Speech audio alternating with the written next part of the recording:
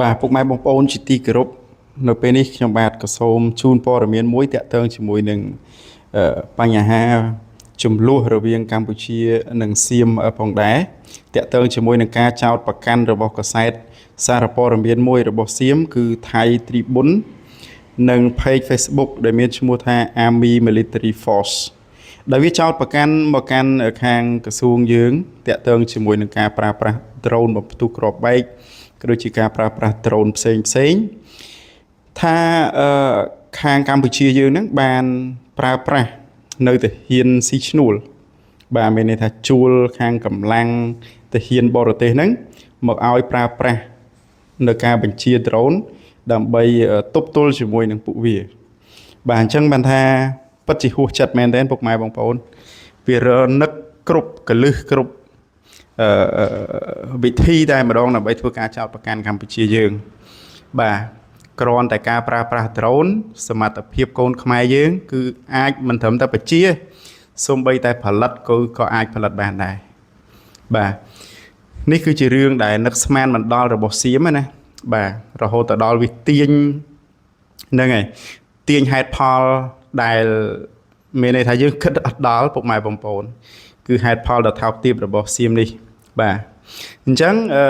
ព្រាមនេះក្រសួងការពារជាតិក៏ធ្វើការច្រានចោលនៅការផ្សាយសារព័ត៌មានរបស់ថៃបាទដែលចោទប្រកាន់មកកាន់កម្ពុជាយើងដែលវានិយាយថាយើងប្រើប្រាស់ទាហានស៊ីឈ្នួលបរទេសមកជួយបង្ហោះ drone អត្តឃាតក្នុងចំនួនព្រំដែនកម្ពុជាថៃបាទអញ្ចឹងខ្ញុំបាទក៏សូមអានជូននៅការច្រានចោលរបស់ក្រសួងការពារជាតិយើងផងដែរបាទរាជធានីភ្នំពេញក្រសួងការពារជាតិច្រានចោលការផ្សព្វផ្សាយរបស់សារព័ត៌មាន Thai Tribune និង page Facebook Army Military Force ដែលបានចោទប្រកាន់ថាកម្ពុជាប្រើប្រាស់ទាហានស៊ីឈ្នួលបរទេសមកជួយបង្ហោះនៅ drone អត្តឃាត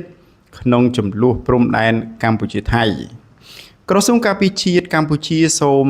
ទាត់ចោលនៅខ្លឹមសារដែលបានចុះផ្សាយនៅក្នុងសារព័ត៌មានថៃខាងលើនេះនិងសូមអះអាងថាជាព័ត៌មានភូតកុហកនិងជាព័ត៌មានប្រឌិតคล้ายនិងលាបពណ៌មកលើកម្ពុជាតែប៉ុណ្ណោះកម្ពុជាទាមទារឲ្យភាគីថៃបញ្ឈប់រាល់ការផ្សព្វផ្សាយព័ត៌មានមិនពិតដោយចេតនានៅក្នុងគោលដៅបង្វែរការចាប់អារម្មណ៍អំពីការរំលោភបំពានច្បាប់អន្តរជាតិរបស់ខ្លួនដោយលាបពណ៌កម្ពុជាដើម្បីយកលេសប្រើប្រាស់នៅអាវុធកាន់តែសាហាវមកលើកម្ពុជាតែម្ដងបាទអញ្ចឹងពុកម៉ែបងប្អូនតាក់ទងជាមួយនឹងអំពើថោកទាបរបស់ថៃគឺវានៅតែអាចធ្វើបានបាទខ្ញុំគិតថានៅលើโลกនេះមានតែថៃមួយទេមើលទៅដែលមានគ្រប់ល្បិចកិច្ចកលបាទអ្វីដែលយើងនឹកស្មានមិនដល់ណាបាទតួយ៉ាងដូចជាការប្រើប្រាស់ drone បាទទោះជាកម្ពុជាប្រើប្រាស់ drone ក៏ពិតមែនក៏ប៉ុន្តែកម្ពុជាមិនបានទៅជួលនៅទាហានស៊ីឈ្នួលមកពីណាទេគ្រាន់តែការបង្ហោះ drone ហ្នឹងបាទចាំបាច់ប្រើប្រាស់នៅទាហានហ្នឹងហើយមួយទៀតចោះសម្រាប់សៀមខ្លួនឯងនោះណាសៀមខ្លួនឯងប្រើប្រាស់ប្រភេទអាវុធធនធ្ងន់ណាសាហាវដូចជាប្រើប្រាស់យន្តហោះ F16 ណាទម្លាក់គ្រាប់បែកមកលើព្រះរាជាណាចក្រកម្ពុជាយើងហើយនឹងអាវុធប្រភេទធនធ្ងន់ដទៃផ្សេងទៀតដែលយើងបកមកមើលកម្ពុជាវិញមិនទាន់ប្រើប្រាស់អាវុធធនធ្ងន់សាហាវណាមួយដើម្បីធ្វើការវាយប្រហារទៅកាន់ថៃទេ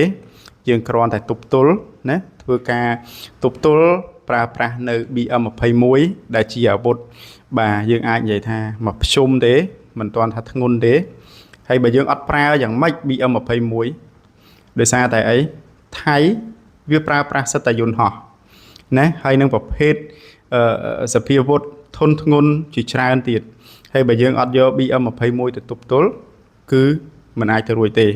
មួយទៀតកម្ពុជាក៏មិនមែនមានតែអាវុធធនមកភ្ជុំដូចជា BM21 ដែរគឺនៅមានអាវុធធនធ្ងន់ដទៃផ្សេងទៀតប៉ុន្តែកម្ពុជាគោរពច្បាប់អន្តរជាតិគោរពច្បាប់សង្គ្រាមគឺមិនទាន់ប្រើប្រាស់នៅប្រភេទអាវុធធនធ្ងន់ណាផ្សេងទៀតទេក្រៅពី BM21 បាទអញ្ចឹងអន្តរជាតិប្រកាសជាជ្រាបច្បាស់ក៏ដូចជាឃើញជាក់ស្ដែងហើយតាក់ទងជាមួយនឹងការធ្វើសង្គ្រាមរវាងកម្ពុជានិងថៃថាតើប្រទេសមួយណា រំលោភដែនអធិបតេយ្យភាពរបស់ប្រទេសមួយណារំលោភច្បាប់អន្តរជាតិទៅលើប្រទេសមួយណាបាទព័ត៌មានគឺមានតែប៉ុណ្ណេះសូមអរគុណទៅដល់ពុកម៉ែបងប្អូនទាំងអស់ដែលតែងតែនិយមតាមដានរាល់ការផ្សាយរបស់អង្គភាព ASB TV សូមអរគុណ